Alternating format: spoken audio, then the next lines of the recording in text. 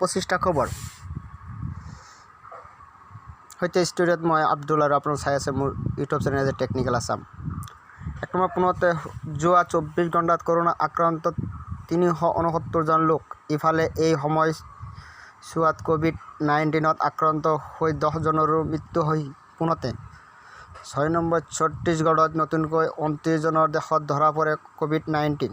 ৰাজ্যখনত বৰ্তমানলৈকে 398 লোক আক্ৰান্ত হৈছে এই ভাইৰাছত। হিমাচল প্ৰদেশৰ কাংগৰা, ইনা, বিলাসপুৰ আৰু সোলান জিলাত হাই এলাৰ্ট জাৰি। কাকতি ফৰিঙৰ উপদ্ৰৱৰ প্ৰতি লক্ষ্য ৰাখি জাৰি কৰা হৈছে এই এলাৰ্ট। 4 নম্বৰ মহাৰাষ্ট্ৰৰ মমিনপুৰত স্থায়ী ৰাইজৰ তীব্ৰ প্ৰতিবাদ। ৰেড জ'নটোত পুনৰ পথ মুকলি কৰাৰ দাবীত এই প্ৰতিবাদ সাব্যস্ত কৰে স্থানীয় লোকসকলে। 5 নম্বৰ দিল্লীৰ বিভিন্ন প্ৰান্তত বৃহস্পতিবাৰে নিশা বৃষ্টিপাত হয়। বৰষুণৰ ফলত হ্ৰাস পায় দিল্লীৰ তাপমাত্ৰা। 6 নম্বৰ ঝাৰখণ্ডত 469 জনলৈ বৃদ্ধি কৰোনা ভাইৰাছত আক্ৰান্ত লোকৰ সংখ্যা। ইয়াৰে 253 জন বৰ্তমানেও চিকিৎসাধীন হৈ আছে। এই কথা সদৰি কৰে ৰাজ্যখনৰ স্বাস্থ্য বিভাগে। কেন্দ্ৰীয় গৃহ মন্ত্ৰী অমিত শ্বাহে আলোচনা কৰে ৰাজ্যসমূহৰ মুখ্যমন্ত্ৰীসকলৰ সৈতে। কৰোনা ভাইৰাছৰ প্ৰতিৰোধৰ বাবে দিয়া লকডাউনৰ সন্দৰ্ভত মুখ্যমন্ত্ৰীসকলৰ সৈতে মত বিনিময় কৰে গৃহমন্ত্ৰীগৰাকীয়ে। 8 নম্বৰ গৃহমন্ত্ৰীৰ বাবে মুম্বাইত আৰু 1438 জনৰ দেশত ধৰা পৰে কৰোনাৰ উপস্থিতি। মুম্বাইত 35 সহস্ৰাধিক লোক বৰ্তমানলৈকে কোভিড-19ত আক্ৰান্ত হৈছে। 9 নম্বৰ হাৰিয়ানা আৰু দিল্লীৰ সীমান্ত চিল কৰি দিয়া হৈছে কৰোনাৰ সংক্ৰমণ বৃদ্ধিৰ প্ৰতি লক্ষ্য ৰাখি। এই ঘোষণা হাৰিয়ানাৰ মুখ্যমন্ত্ৰী অনিল বিজৰ। 10 নম্বৰ তেলেংগানাত আৰু 64 জনৰ দেশত ধৰা পৰিল কোভিড-19। ৰাজ্যখনত 907 জনলৈ বৃদ্ধি পাইছে কৰোনা ভাইৰাছৰ আক্ৰান্ত লোকৰ সংখ্যা। 9 নম্বৰ উত্তৰাখণ্ডৰ মুখ্যমন্ত্ৰী ত্ৰিবেন্দ্ৰ সিং ৰাৱাটে ৰাজ্যখনৰ উচ্চ পদস্থ বিষয়াসকলৰ সৈতে এক বৈঠকত বহে। কৰোনা ভাইৰাছৰ বাবে ৰাজ্যখনৰ সৃষ্টি হোৱা পৰিস্থিতি সন্দৰ্ভত কৰে আলোচনা। 12 নম্বৰ গুজৰাটৰ যোৱা 24 ঘণ্টাত আৰু 367 জনৰ দেহত ধৰা পৰে কোভিড-19। ৰাজ্যখনত 15,772 জনলৈ বৃদ্ধি কৰোনা ভাইৰাছৰ আক্ৰান্ত লোকৰ সংখ্যা। কৰ্ণাটকলৈ মহাৰাষ্ট্ৰ, গুজৰাট, তামিলনাডু, মধ্যপ্ৰদেশ আৰু ৰাজস্থানৰ পৰা শ্ৰমিক কঢ়িয়াই আনিব লগা সকলো ৰেল, বিমান আৰু বাহনৰ যাত্ৰা বাতিল। কৰোনা ভাইৰাছৰ সংক্ৰমণ প্ৰতিৰোধৰ বাবে এই সিদ্ধান্ত কৰ্ণাটক চৰকাৰৰ।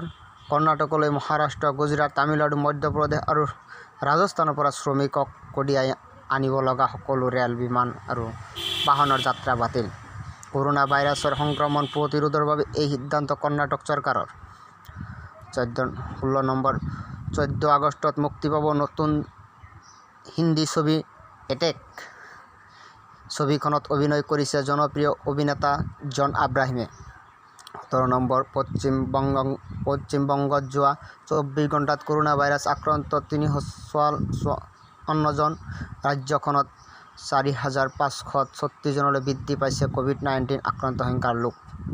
মুম্বাই অগ্নিবাৰ্ষিক বাহিনীৰ 41 জন লোকক কৰোনা ভাইৰাছত আক্ৰান্ত হৈছে। ইয়াৰ 22 জন বৰ্তমানলৈকে চিকিৎসাধীন হৈ আছে আৰু 2 জনৰ ইতিমধ্যে মৃত্যু হৈছে।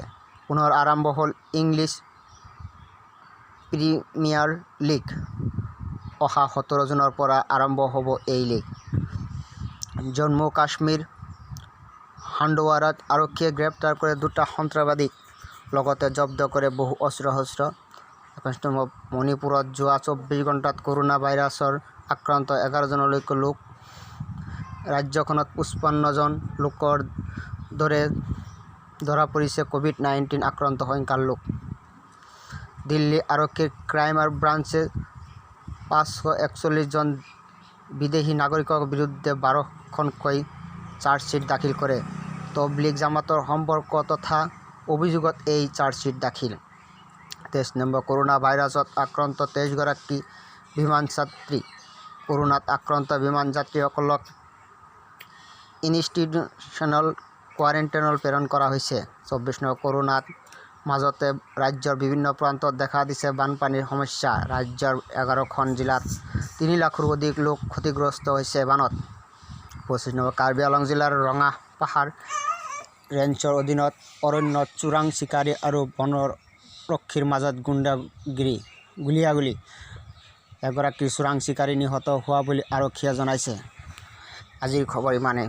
মোৰ খবৰটো ভাল পালে লাইক, শ্বেয়াৰ এণ্ড ছাবস্ক্ৰাইব কৰিবলৈ নাপাহৰিব। পৰৱৰ্তী ভিডিঅ' পাবলৈ থেংক ইউ।